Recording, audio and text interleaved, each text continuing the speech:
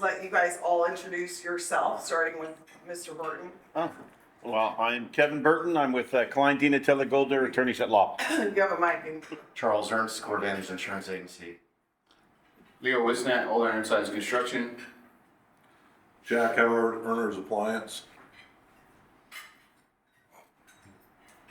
Okay, so I guess I'm gonna get you guys started on some questions.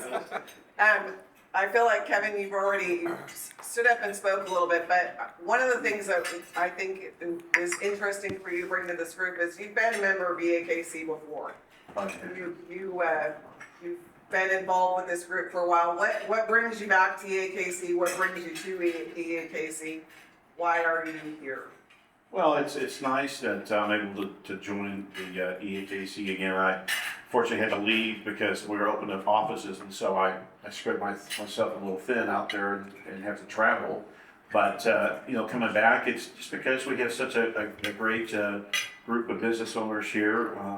It's great for networking, and hopefully there'll be some business exchange here between myself and you guys and myself. And I'm looking forward to seeing where this leads, and looking forward to see the EAKC grow again and get those members, because I remember coming out to EAKC 25 years ago when I worked for 26 years ago when I worked for Harvey Hall, and then when I worked for Young Woolger's law firm, and I couldn't join because there was already a law firm there. And sorry, but that was, there was 100 people in there. It was crazy to see the growth, and I can see the growth happening again right now, and I'm looking forward to the networking with everybody and doing some one-on-ones with everybody. Kathy has a question. I have a question for Okay. Kevin. What areas of law do you specialize in? The firm? What would we go to you for? So our firm specializes in everything on the business side for your S Corp, C Corps, mergers and acquisitions, M&As, mergers and acquisitions, setting up your tax. We have 4 tax attorneys at the law firm. You have a litigation with employees. You file a litigation as filed. You have a lawsuit filed by an employee. We have 11 HR attorneys at our law firm. 11. I started at the firm. We had 1. That was 9 years ago. We have 11 HR attorneys today. We have 2 senior HR consultants that represents the employers on litigation sides. And so that's a big part of the firm, as well as the litigation that we're seeing throughout California. It's sad, but these attorneys out of LA, Long Beach, and Santa Barbara are continuously looking for loopholes, and are always filing lawsuits, frivolous. I call them frivolous lawsuits. It's sad, but they're all out for $1, and it's the attorneys make the money on that, not the employee.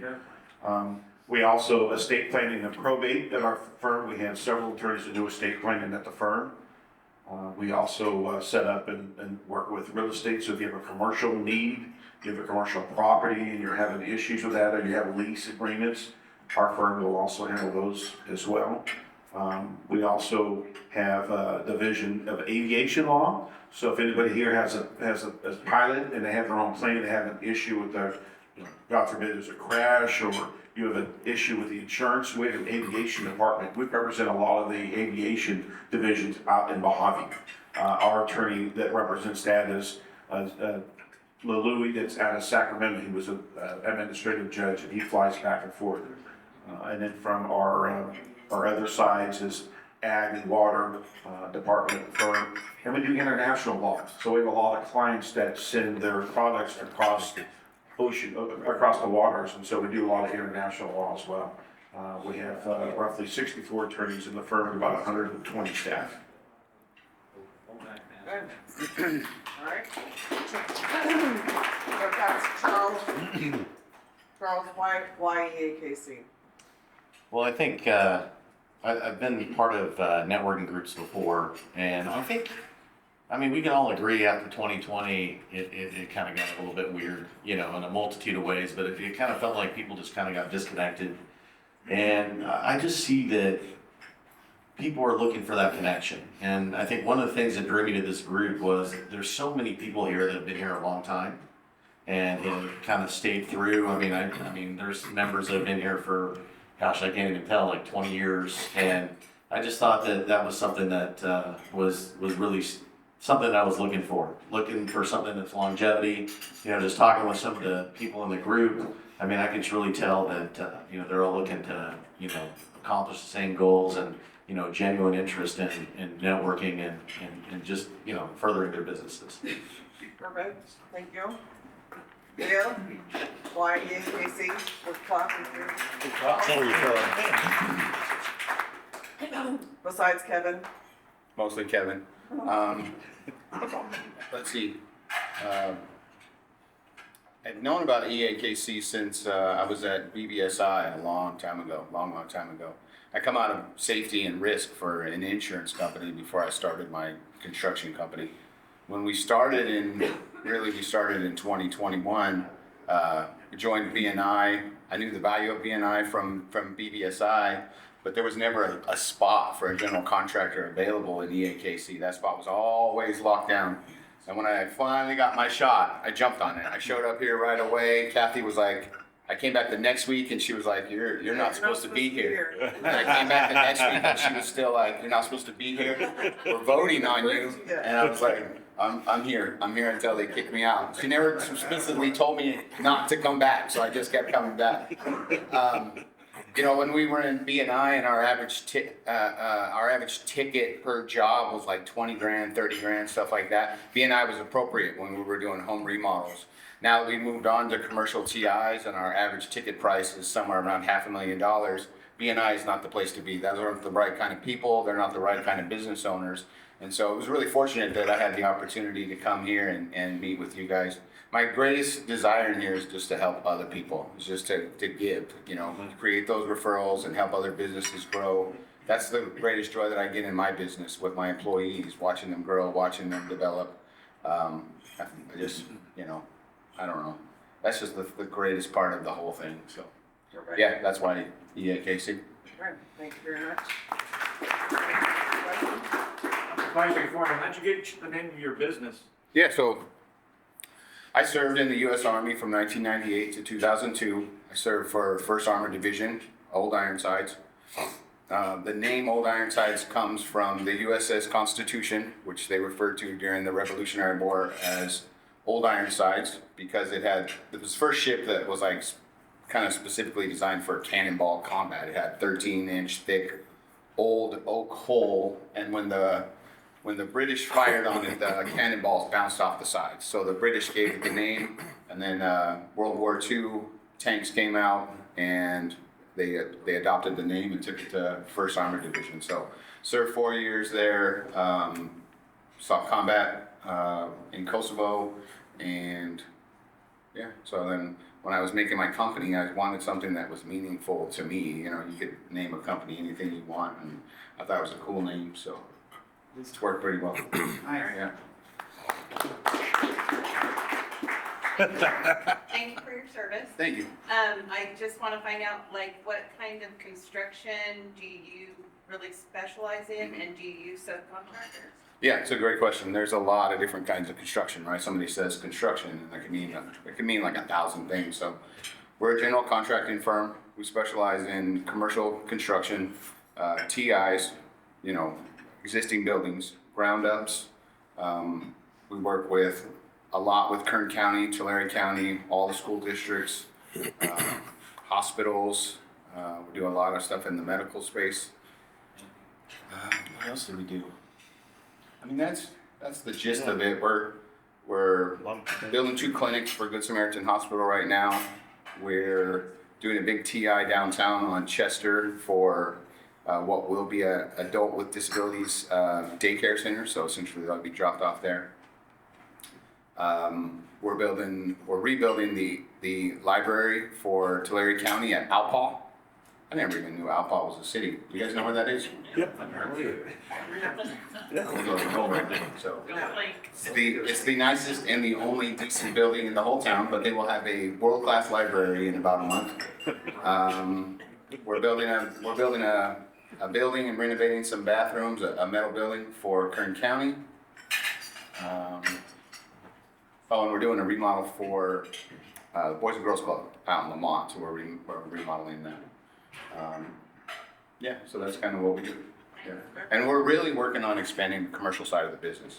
We're really good at, and we really have a handle on the prevailing wage side, the commercial, the public works side. Kind of maxed out on our capacity on that side because of bonding.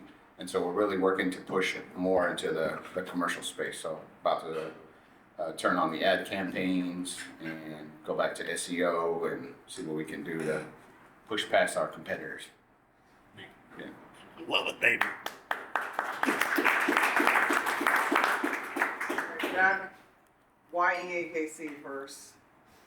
Well, first of all, Urner's has been deep rooted in our community since 1919. Just like everyone out there, we're all looking for an edge of some sort, and just to get our name back in the community a little bit more. Everyone here is deep rooted into their businesses and been in the community for many, many years, and we feel very much a part of that. And I think that doing business with a local company versus a conglomerate is beneficial to our local community, our local economy.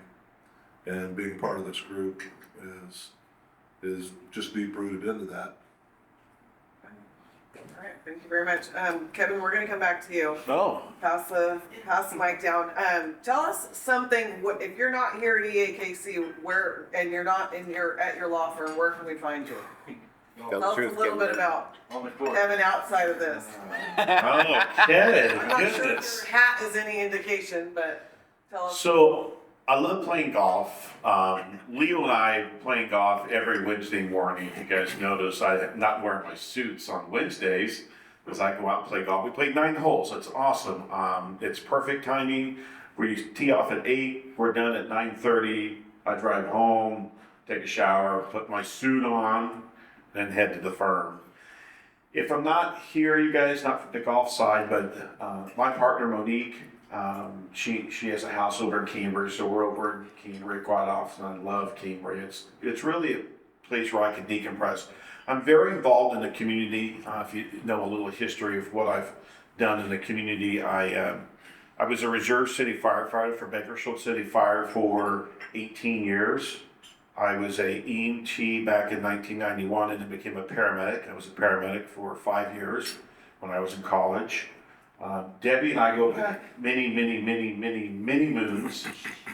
She was 12, I was 19. And I have an identical twin brother, Brent, who is now transforming the Kern County Sheriff Department Helicopter Division into a paramedic program.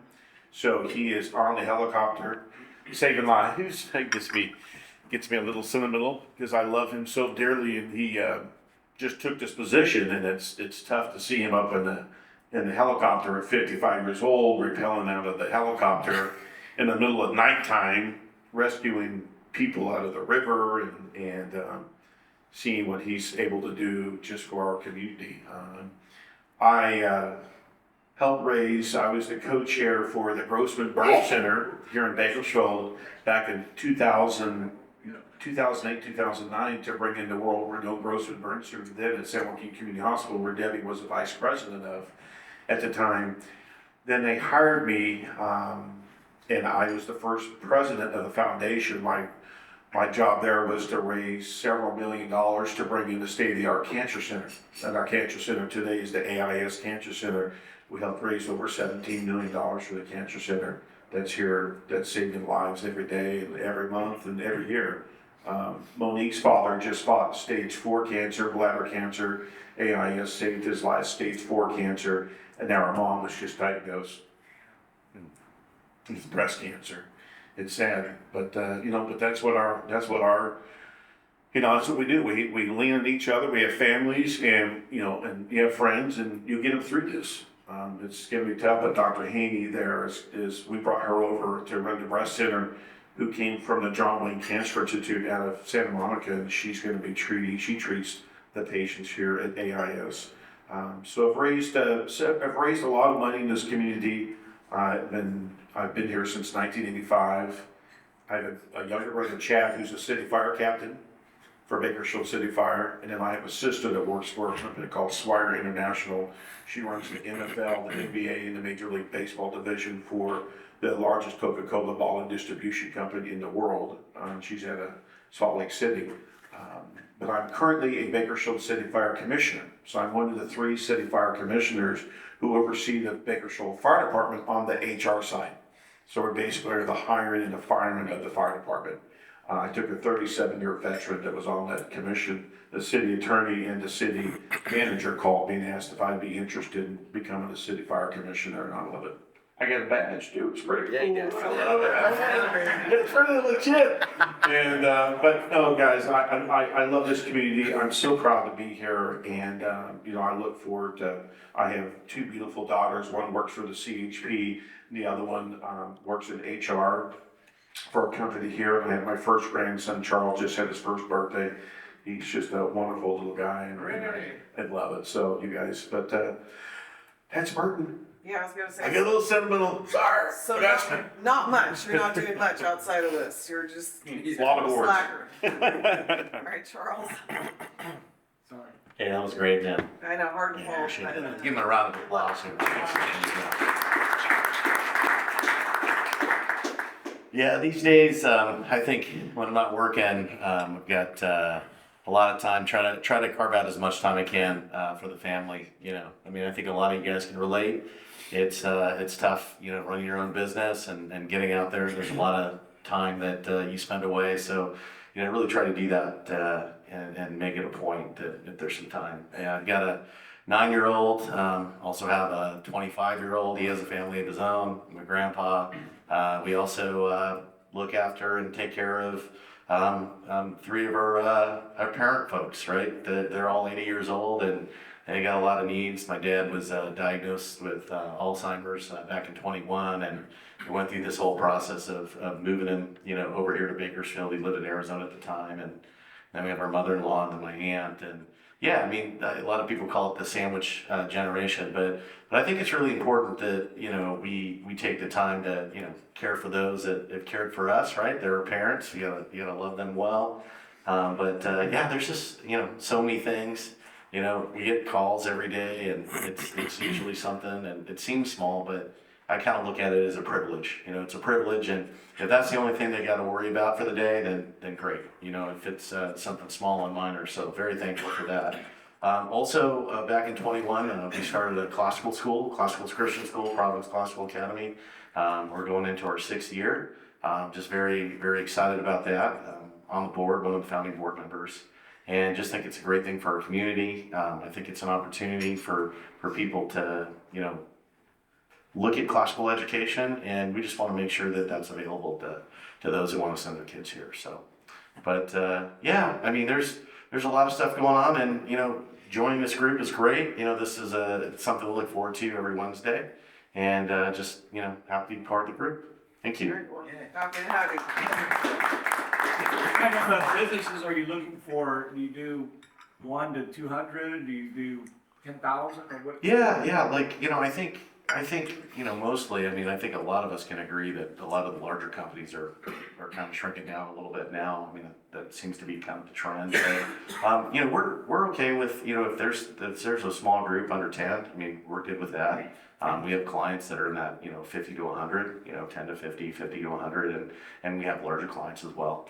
So we're really not, you know, specific on what we're looking for, but really somebody who wants to, you know, try to streamline their benefits program and make sure it works well. I mean, we just want to, you know, help those because, I mean, I think it's really a tough challenge out there for many businesses, and we know the benefits are expensive. I mean, and they go up every single year, it seems like, and I think people get really frustrated. So those are the type of clients that we're looking for. Okay. Thank you, Leo. What do I do when I'm not working? Tell us a little bit about yourself. This group is not just about business, it's about building relationships. Well, first and foremost, I go to Mass every Sunday. I've gone to Mass every Sunday for the last 3.5 years with my fiance. Someday the Catholic Church will let us get married once I finish my annulments. That has been a process.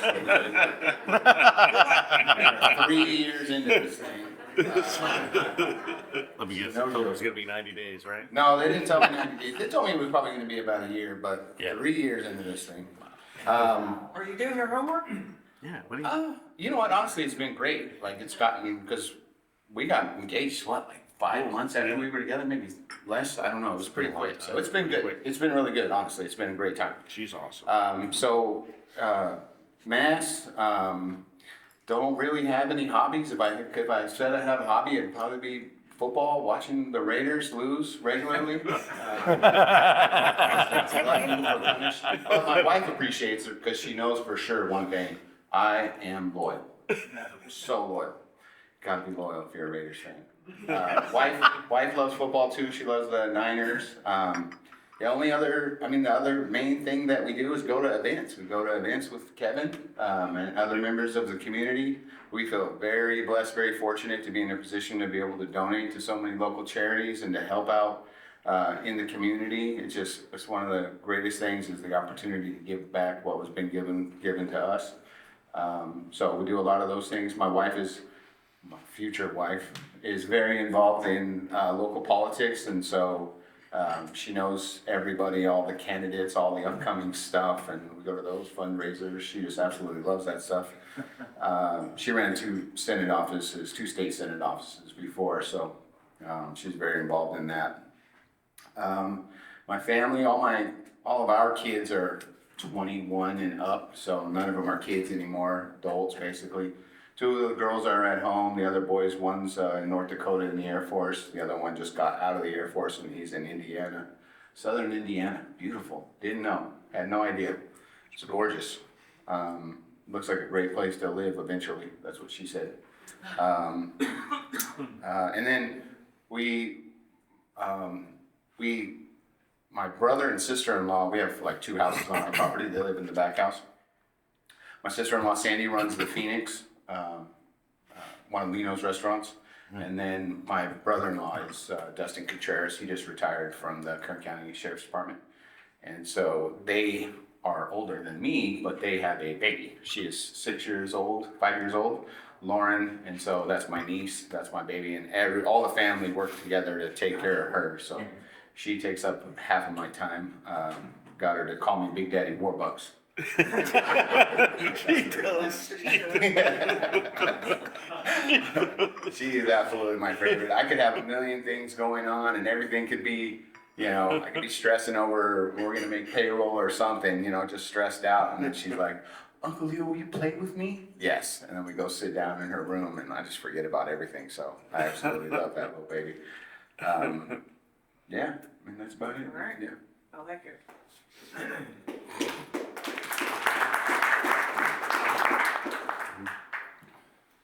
I guess if you don't catch me working, I'd be playing with my 3 grandkids, Connor, Daisy, and Parker. And Parker's the oldest, she's 6, she's the first girl in the family, so gets extremely spoiled. First day of school, 2nd grade today. So she's 7 now, yeah. Daisy's 3, Connor's 4, so they run us around like crazy. And when we're not playing with grandkids, we're out riding a Harley. And if you walked into my office, Rick can tell you, I've got just pictures of Harleys everywhere in my office. It's a passion, it's a love, it's an obsession, I guess you would call it. That and sports cars, that kind of thing. That's my hobbies.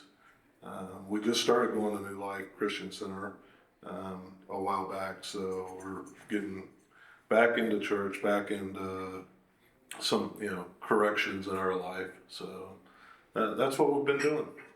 All right. Good. Thank you very much.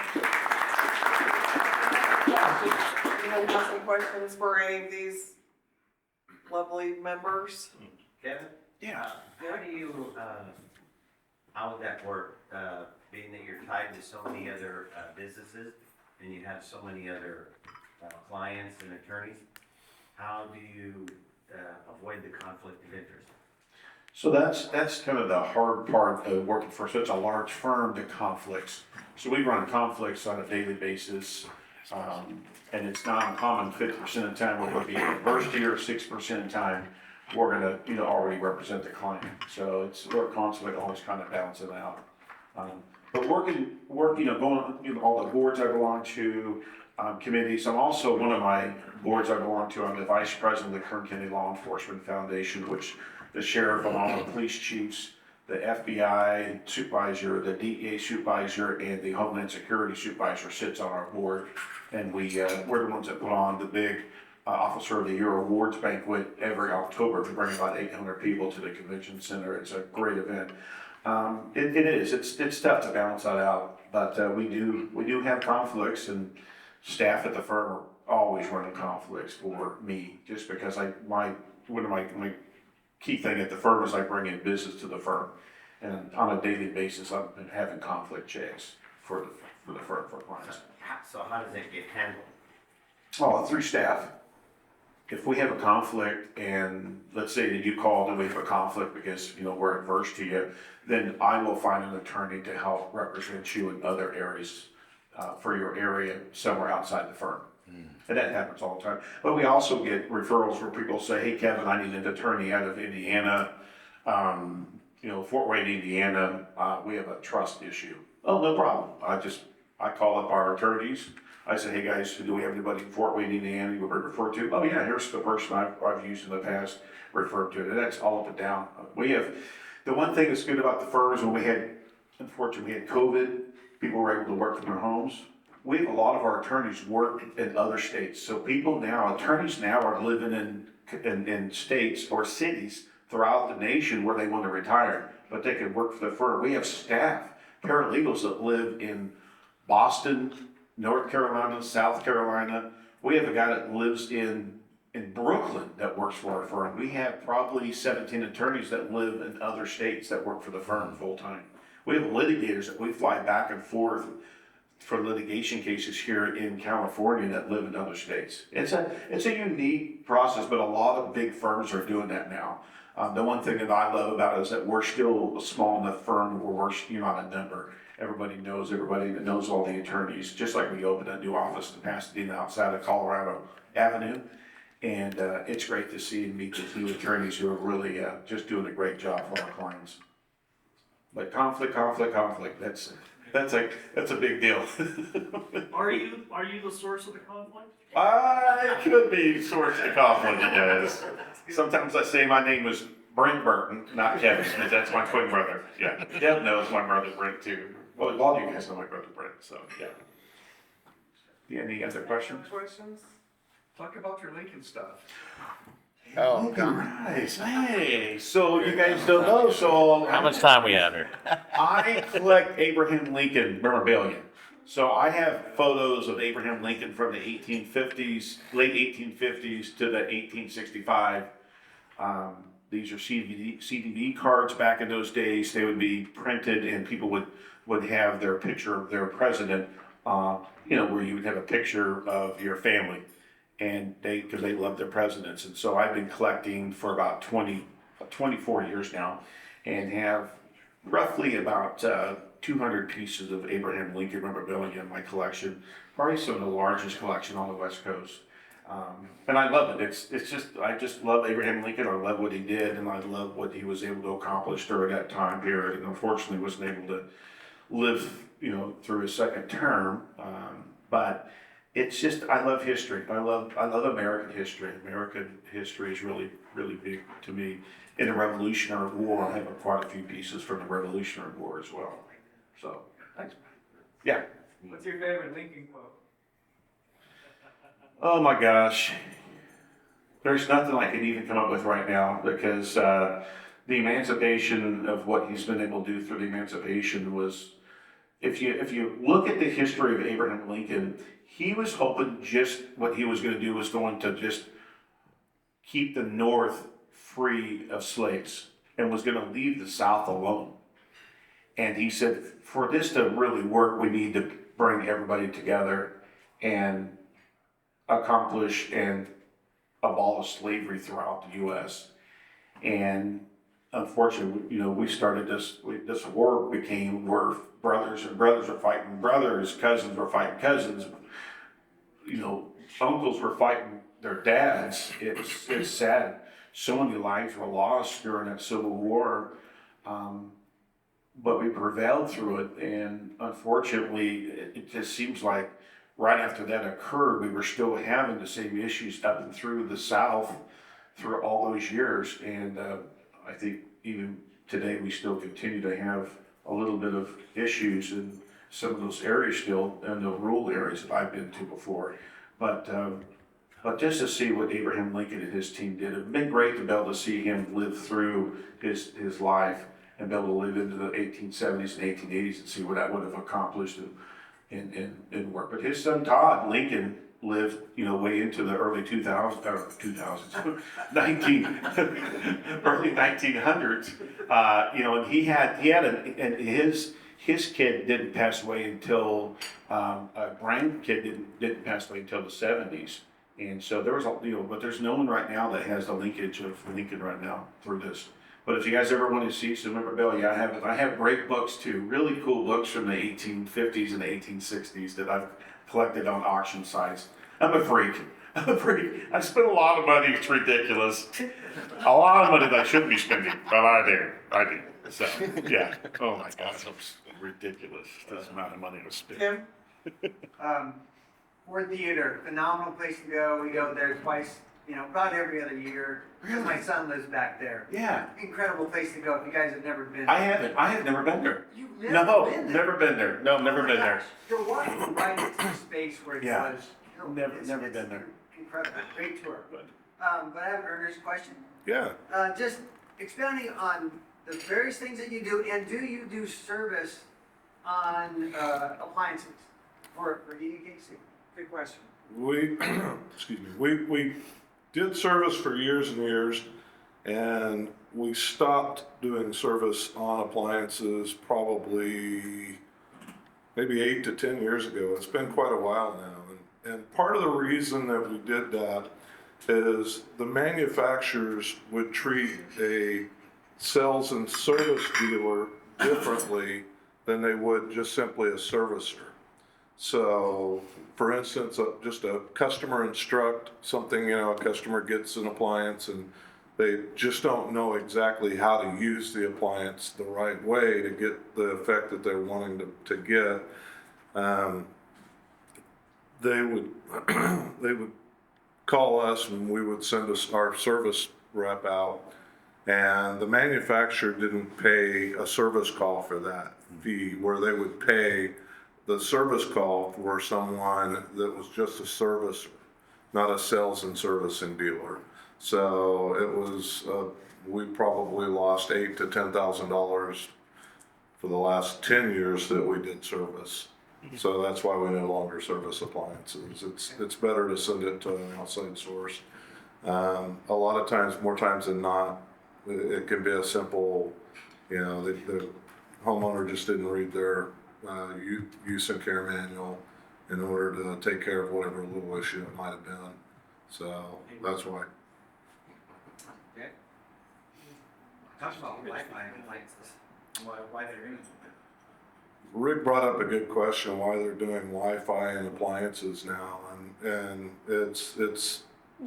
Rick likes to call it moving the needle a little bit. But what it is that they can actually dial into the appliance. They can get a diagnostic on what may be wrong. And instead of coming out to the house and diagnosing the problem, going back and ordering a part and then coming back to put the part in, they can actually come out with the part when they come out. And that's a benefit of buying something that's Wi-Fi capable. Can they create the problem too? Okay, Christie. Good question. If you're Whirlpool, yes. My question's for Charles. Do you broker for like Medicare individuals? Are you just business only? How do you- Yeah, mostly business only. We do that for, if we have clients that, have, some of their employees or some business owners that go to Medicare, we can help them with that, but it's not really actively marketing for that. Great. Leo. So you started off in residential and then you transitioned into the commercial. Was your goal always to transition into commercial, or how did that come about?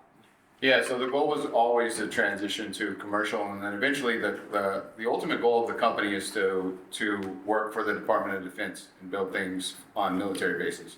And ultimately, as a general contractor, to do most jobs on a military base, you need a bonding capacity of about $50 million.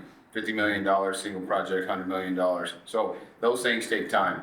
Growing a bonding capacity from a company that starts at 0 in 2020 to or 5 million, 10 million today in 2026, that's a great job. Like, we've done incredible. We didn't have any outside funding. We didn't have any outside money. We did that all on our own. So over the next 5 years, eventually, basically over the next 5 years, we'll start to transition more into work at the military bases around us. There's like 26 military bases within 150 miles of Bakersfield. Some of the biggest ones that do some of the wildest stuff, people think that's just this tiny little reserve base, and that's what it looks like on the surface. That's not what it is. So ultimately, that is the goal. Okay. I have one more thing. I've been a beneficiary of you transitioning out of residential into commercial entrepreneurs. Thank you for that. Yeah, absolutely. Love to help. Send all the referrals that I can to everybody that's in here, and when we have jobs that are open for bid, I got everybody's stuff in our Procore system and send out those and ask everybody to bid on those jobs. Nick's got a few jobs that he's signed with us, but they're county jobs and that stuff takes time. So eventually we'll have a close of business, right, Nick?